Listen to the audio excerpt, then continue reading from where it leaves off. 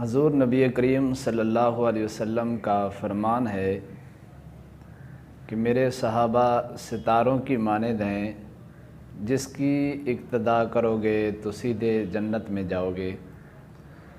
نبی پاک صلی اللہ علیہ وسلم کے جلیل القدر صحابی حضرت سلمان فارسی رضی اللہ تعالی عنہ کا ذکر کرتے ہیں۔ ان کا اسلام لانے کا واقعہ احادیث کی معتبر کتابوں کے اندر بھی مذکور ہے۔ سیدنا سلمان فارسی رضی اللہ تعالیٰ عنہ اپنا اسلام لانے کا اپنی زبان مبارک سے واقعہ تفصیل سے بیان کرتے ہیں۔ یہ صوبہ اصفہان فارس کے علاقے کے رہنے والے تھے۔ یہ خود بیان کرتے ہیں کہ میرے والد صاحب اپنے علاقے کے بہت بڑے مالدار انسان تھے، اور یہ آگ پرست تھے، مجوسیت تھی ان کے اندر، اور ان کا مذہبی پیشہ بھی یہی تھا۔ اور فرماتے ہیں کہ میرے باپ نے اپنا ہی ایک آتش کدہ بنا رکھا تھا، اور میں بھی چونکہ اس چیز سے بہت متاثر تھا تو میں اپنے اس آتش کدے کا جو میرا باپ نے بنایا تھا اس کا میں نگہبان اور محافظ بن گیا۔ تو اسی طرح میرا سارا دن اسی آتش کدہ کے اندر گزرتا، اور کبھی کبھار میں اپنی زمینوں میں اپنے کھیتوں میں بھی چلا جایا کرتا تھا۔ فرماتے ہیں کہ ایک دفعہ ایسا ہوا کہ میں زمینوں میں گیا تو راستے کے اندر میں نے عیسائیوں کے گرجا گھر کو دیکھا، ان کے عبادت خانے کو دیکھا۔ تو وہاں دیکھتا ہوں کہ عیسائی لوگ اپنے عبادت خانے کے اندر اپنی عبادت کر رہے ہیں، نماز ادا کر رہے ہیں۔ تو میں ان کی اس عبادت کو دیکھ کر بڑا متاثر ہوا، تو میرے دل کے اندر جستجو پیدا ہوئی۔ میں نے ان سے پوچھا کہ آپ جو یہ عبادت کرتے ہیں، آپ کا مذہبی پیشوا کون ہے، اور آپ کا یہ عقیدہ کیسا ہے، اور آپ کا یہ مذہب کیا ہے، ذرا اس کی مجھے تفصیل اور ڈیٹیل بتائیے۔ حضرت سلمان فارسی رضی اللہ تعالیٰ عنہ کہتے ہیں کہ میں نے جب یہ سوال کیا ان لوگوں سے تو مجھے بتایا گیا کہ ہمارے عیسائیت کا جو مرکز ہے وہ ملک شام کے اندر ہے۔ تو حضرت سلمان فارسی رضی اللہ تعالیٰ عنہ فرماتے ہیں کہ میں اس بات سے اتنا متاثر ہوا تو میں نے ان سے کہا کہ میں بھی آپ کے مرکز کو دیکھنا چاہتا ہوں، وہاں جانا چاہتا ہوں۔ تو انہوں نے کہا کہ ہمارے ہاں سے کچھ سال بھر میں مختلف قافلے اس مرکز کو جاتے رہتے ہیں۔ تو حضرت سلمان فارسی رضی اللہ تعالیٰ عنہ نے اصرار کیا کہ اب جب کوئی قافلہ آپ کا ملک شام کو جائے تو مجھے ضرور بتائیے گا کہ میں آپ کے مرکز کا وزٹ کرتا ہوں، میں اسے دیکھنا چاہتا ہوں۔ تو حضرت سلمان فارسی رضی اللہ عنہ یہ بات کر کے اپنے گھر کو چلے جاتے ہیں، اور یہ بات ان کو بھلی لگتی ہے، پسند آتی ہے عیسائیوں کا وہ عبادت کرنا اور ان کا مذہب، اور وہ اس بات کا اصرار اپنے گھر میں جا کر کرتے ہیں اپنے والد صاحب کے پاس۔ تو چونکہ ان کے والد صاحب بہت مالدار تھے اور علاقے کے وڈیرے تھے اور اثر و رسوخ والے تھے، جب انہوں نے حضرت سلمان فارسی رضی اللہ تعالی عنہ سے یہ بات سنی تو انہوں نے محسوس کیا اور ان کو اچھی نہ لگی یہ بات۔ انہوں نے ڈانٹ ڈپٹ کی اور ڈانٹا کہ آپ اپنے باپ دادا کا مذہب چھوڑ کر آپ اس کو پسند کرنا چاہ رہے ہیں۔ تو بہرحال حضرت سلمان فارسی رضی اللہ تعالیٰ عنہ فرماتے ہیں کہ مجھے وہ مذہب پسند آنے کی بنیاد پر میرے باپ نے میرے اوپر بہت سختی کی، جس کی وجہ سے انہوں نے مجھے ہاتھ کڑیاں لگا کر پاؤں میں بیڑیاں ڈال کر گھر کے اندر بند کر دیا۔ تو فرماتے میں نے ان لوگوں سے، عیسائی مذہب سے تعلق رکھنے والے لوگوں سے چونکہ میں بات کر چکا تھا، تو کچھ دنوں بعد میرے گھر میں یہ اطلاع آئی کہ ملک شام کو عیسائیوں کا ایک قافلہ جا رہا ہے۔ تو حضرت سلمان فرماتے ہیں کہ میں نے اپنی ان بیڑیوں کو کاٹ ڈالا اور میں بھاگ کر اس قافلے کے اندر شامل ہو گیا اور میں ملک شام کی طرف چلا گیا۔ کہتے میں ان کے عیسائی مذہب کے پیشوا سے وہاں میں ملا، ملاقات کی، میں نے اپنی وہ ایک مذہبی پیاس جو تھی، ان کی عبادت کا جو طریقہ کار میں نے دیکھا تھا، میں نے اس کے متعلق چند سوالات کیے، اپنی علمی پیاس کو بجھایا، تو مجھے وہاں تسلی بخش جواب ملنے کی بنیاد پر میں نے ان کی خدمت میں رہنا پسند کیا۔ میں نے ان سے عرض کی کہ میں آپ کے پاس رہنا چاہتا ہوں، تو میں اس مذہبی پیشوا کی خدمت میں رہتا رہا۔ کہتے ہیں وہ مذہبی پیشوا جو ان کا تھا وہ مرنے لگا، تو اس کے بعد جو اس کا جانشین آیا، اس کے مرنے کے بعد پھر میں اس کی خدمت میں لگا رہا۔ جب اس کی ڈیتھ ہونے لگی اور وہ موت کے منہ میں اترنے لگا اور فوت ہوا، تو پھر اس سے پہلے میں نے اس سے اس بات کا اصرار کیا اور ان سے پوچھ لیا کہ آپ کے چلے جانے کے بعد میں پھر کس کے پاس جاؤں تو مجھے علمی پیاس میری پوری ہوتی رہے۔ تو فرماتے ہیں کہ انہوں نے مجھے ایک علاقے کا ایڈریس دیا، وہاں چلے جانا، ایک شخص رہتا ہے وہ عیسائیت مذہب پہ مکمل عبور رکھتا ہے۔ فرماتے ہیں کہ اس کے مرنے کے بعد میں اس آدمی کے پاس چلا گیا، تو میں کچھ عرصہ اس کے پاس رہا، تو اس کی بھی موت آ گئی، تو اس سے بھی میں نے مرنے سے پہلے یہ پوچھ لیا تھا کہ میں آپ کے مر جانے کے بعد کہاں جاؤں۔ تو اس نے مجھے بتایا کہ میرے مر جانے کے بعد اب میں دیکھ رہا ہوں کہ عیسائیت مذہب اس وقت رد و بدل ہو گئی، اس کے اندر تبدیل ہو چکا ہے، اب شاید آپ کو وہ عیسائی مذہب پہ عبور رکھنے والے لوگ نہ ملیں۔ تو اس بنیاد پہ انہوں نے پوچھ لیا، رہنمائی لے لی، تو انہوں نے اس بات پہ کہہ دیا کہ آپ فلاں علاقے میں چلے جائیں تو آپ کو کوئی ایک بندہ مل جائے گا۔ تو پھر اس علاقے کے اندر وہ چلے گئے، تو لوگوں سے پوچھتے پوچھاتے آخرکار اس شخص نے اس بات کا اعلان کیا کہ اب اس کے بعد عیسائی مذہب تبدیل ہو چکا ہے۔ یہ اس بات کی نشانی ہے کہ عیسائی مذہب کا ختم ہو جانا اور اس کے احکامات کے اندر تبدیلی آ جانا، یہ اس بات کی دلیل ہے کہ اب اس دنیا میں وہ آخر الزمان پیغمبر جس کی پیشین گوئیاں حضرت عیسیٰ علیہ السلام کی بشارت میں آئیں، جس کا ذکر حضرت عیسیٰ علیہ السلام نے اپنی نبوت کے اندر کر دیا، جس کا ذکر عیسیٰ علیہ السلام نے وضاحت کے ساتھ پہلے فرما دیا ہے، وہی آخری پیغمبر آنے والا ہے۔ تو اس کی نشانی اور علامتیں یہ ہیں کہ وہ ایک اس کی جو ہجرت کی زمین ہوگی، سرزمین ہوگی، وہ پتھریلی زمین ہوگی اور وہاں کھجور کے باغات ہوں گے، تو ایسی جگہ پر وہ پیغمبر آنے والا ہے۔ تو حضرت سلمان فرماتے ہیں کہ جب اس بات کا ذکر ہوا تو میرے دل کے اندر ایک اور شوق پیدا ہوا کہ اس آخری پیغمبر کو دیکھنا چاہیے۔ تو میں نے اس سے کچھ پوچھا کہ اس کی نشانی اور علامات کیا ہوں گی، تو انہوں نے بتایا کہ اس آخری پیغمبر کی نشانی اور علامتیں تین قسم کی انہوں نے بیان فرمائی ہیں۔ ایک تو یہ ہے کہ وہ آخری نبی جو آئے گا وہ صدقہ کو قبول نہیں کرے گا۔ دوسری بات یہ ہے کہ اگر ہدیہ اس کو دیا جائے تو وہ ہدیہ قبول فرما لے گا۔ اور تیسری علامت اس کی یہ ہے کہ اس کے دونوں کندھوں کے درمیان مہر نبوت ہوگی۔ حضرت سلمان فارسی رضی اللہ تعالیٰ عنہ فرماتے ہیں کہ مجھے اس بات کا شوق لگا کہ اس آخری پیغمبر کو دیکھنا چاہیے، چونکہ جس کے اندر اللہ نے ہدایت رکھ دی ہو، جس کی قسمت میں، اسے مل کر ہی رہتی ہے، وہ ہدایت کی تلاش میں لگے رہے۔ حضرت سلمان فارسی رضی اللہ تعالیٰ عنہ اس تگ و دو میں رہے اور اس چاہت میں رہے، اور دل کے اندر ایک ایمان کی کسوٹی اور محبت اور دین کی تڑپ تھی ان کے اندر، تو اس بات میں لگے رہے۔ فرماتے ہیں کہ میں نے ایک جگہ پہ گیا تو پھر میں نے وہاں پر کاروبار کرنا شروع کر دیا۔ میں نے بھیڑ بکریوں کا، جانوروں کا کاروبار کیا۔ تو میں نے جس علاقے میں رہ رہا تھا، اموریہ کا وہ علاقہ تھا جس کے آخری جو بندہ تھا، جس عیسائی مذہب والا جس کے پاس میں گیا ہوا تھا، تو میں نے اس کی خدمت میں عرض کی کہ جو آپ نے مجھے بتایا ہے کہ آخری نبی آنے والا ہے، اس کی ہجرت کی جگہ اور زمین کی نشاندہی آپ نے کر دی ہے، تو میری ایک ریکویسٹ ہے کہ اگر وہاں کوئی آپ کا قافلہ اور آپ کے لوگ جانے والے ہوں تو مہربانی کر کے مجھے ان کے ساتھ بھیج دے تاکہ میں اس جگہ کو دیکھوں اور اس جگہ پہ پہنچوں۔ تو فرماتے ہیں کہ پھر ایک قافلہ تجارت کی غرض سے عرب کی سرزمین کی طرف آ رہا تھا، تو مجھے پتہ چلا، تو میں نے اس قافلے کے لوگوں کو کہا کہ میرے پاس جتنے جانور ہیں،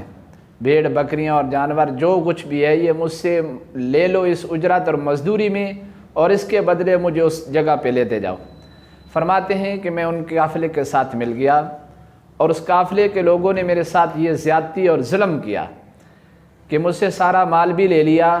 اور وہاں عرب امارات کے اندر جا کر مجھے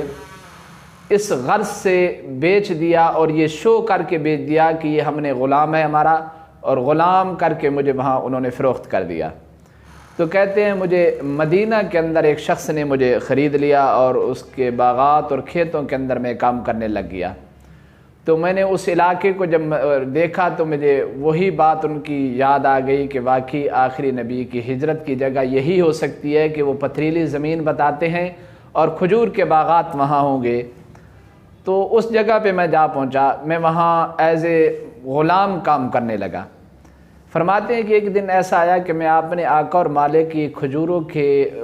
درختوں کے اوپر چڑھ کر کھجور توڑ رہا تھا، تو ایک شخص آتا ہے میرے آقا کے پاس، وہ بیان کرتا ہے کہ مدینہ کے اندر ایک قبیلہ ہے، ان کے پاس ایک جوان آیا ہے اور وہ سارے قبیلے کے لوگ اس کے ارد گرد اکٹھے ہیں۔ تو جب یہ ذکر ہو رہا تھا تو میں سن رہا تھا، تو جب سنا میں نے، میرے کانوں میں آواز پڑی تو میرے جسم کے اندر ایک لرزہ طاری ہو گیا اور میرے دل میں یہ بات آئی کہ یہ واقعی کہیں وہ پیغمبر آ تو نہیں گیا کہ جس طرح یہ بندہ میرے آقا کے سامنے اس انسان کا ذکر کر رہا ہے کہ وہ اس طرح کا انسان آیا ہے باہر سے اور مدینہ کے اندر آ چکا ہے اور مدینہ کے فلاں قبیلے کے لوگ اس کے ارد گرد اکٹھے ہو گئے، تو یہ یوں محسوس ہوتا ہے کہ آخری پیغمبر آ چکا اور ہجرت کر کے مدینہ میں آ چکا ہے۔ تو میرا جسم لرزنے لگا اور میں اپنے آپ سے قابو سے باہر نکل گیا۔ تو میں نے بڑے اپنے آپ کو قابو میں رکھ کر اس درخت سے اترا اور میں نے اس سے سوال پوچھا اس آنے والے شخص کے کہ وہ کیا ماجرا ہے اور کیا بات آپ کر رہے تھے۔ تو کہتے ہیں کہ میرے آقا نے میرے منہ کے اوپر تماچا مارا اور مجھے خاموش کرا دیا کہ آپ اپنا کام کریں، آپ اس بات سے کیا نکالتے ہیں۔ تو کہتے ہیں کہ میں نے اس کا تھپڑ جو اس نے میرے چہرے پر رسید کر دیا، میں خاموشی سے اٹھ کر میں اپنے کام میں لگ گیا۔ بہرحال وہ کہتے ہیں کہ میرے دل کے اندر ایک جستجو اور مزید ابھرتی چلی گئی جب میں نے وہ بات سنی۔ تو کہتے ہیں کہ میں کچھ عرصے بعد، کچھ دنوں بعد میں نے اپنے آقا سے اجازت مانگی کہ میں شہر کو جانا چاہتا ہوں، کچھ میں اپنی ضروریات کی چیزیں وہاں سے لے آنی ہے۔ تو حضرت سلمان فرماتے ہیں کہ میں رخصت لینے کے بعد وہاں چلا گیا، تو میں نے راستے کے اندر میرے پاس تھوڑے سے پیسے تھے، میں نے کھجوریں لے لی اور مدینہ کے شہر کے اندر میں جب پہنچا تو میں نے وہاں معلومات حاصل کر کے جناب نبی کریم صلی اللہ علیہ وسلم کی خدمت میں حاضر ہوا۔ تو میں نے ان کی خدمت میں پہنچ کر اپنا تعارف کرایا اور انہوں نے اپنا تعارف کرایا، ہماری بات چیت ہونے لگی، گپ شپ ہونے کے بعد میں نے جو وہ کھجوریں خریدی تھی میں نے ان کے نبی پاک کے سامنے رکھ دی اور آقا علیہ الصلوۃ والسلام نے مجھ سے پوچھا کہ یہ سلمان کھجوریں کیسی ہیں اور کس طرح یہ پیش کر رہے ہو، ان کی کیا نوعیت ہے؟ تو حضرت سلمان فرماتے ہیں میں نے ان کی خدمت میں عرض کی یا رسول اللہ یہ جو کھجوریں یہ صدقہ کی کھجوریں ہیں۔ تو نبی پاک صلی اللہ علیہ وسلم نے فرمایا کہ سلمان میں صدقے کا مال نہیں استعمال کرتا، لہذا یہ باہر جا کر غرباء میں اور لوگوں کے اندر تقسیم کر دیں۔ تو حضرت سلمان فرماتے ہیں کہ جب انہوں نے یہ بات کی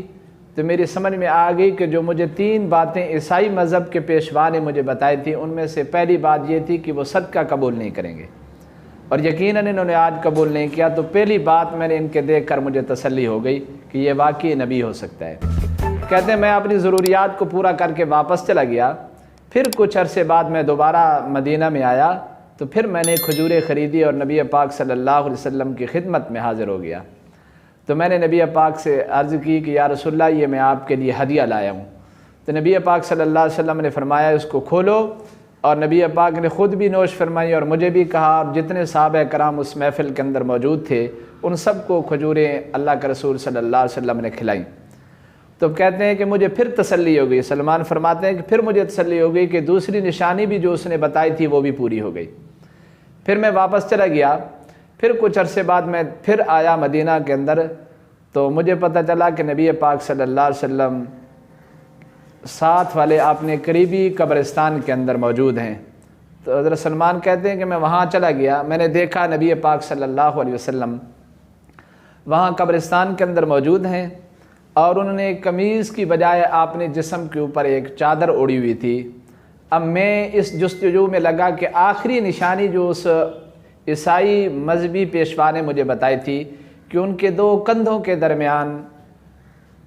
ختم نبوت ہوگی، یعنی نبوت کی مہر لگی ہوئی ہوگی۔ تو میں اس تلاش میں رہا کہ کبھی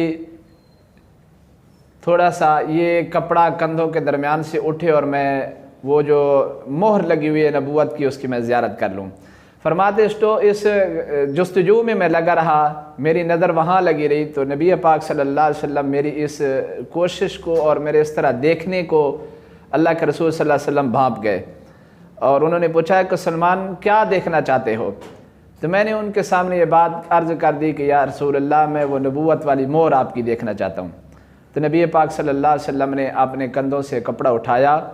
اور وہ مہر نبوت کی زیارت فرمائی حضرت سلمان نے، اور فرماتے ہیں کہ جب میں نے دیکھی اور میں بے ساختہ ہو گیا، اپنے قابو سے باہر ہو گیا، میں نے وہاں پر اپنے ہونٹ مبارک رکھ کر میں نے ان کو چومنا شروع کر دیا۔ تو کہتے ہیں پھر میں نے وہاں سے کلمہ پڑھ لیا۔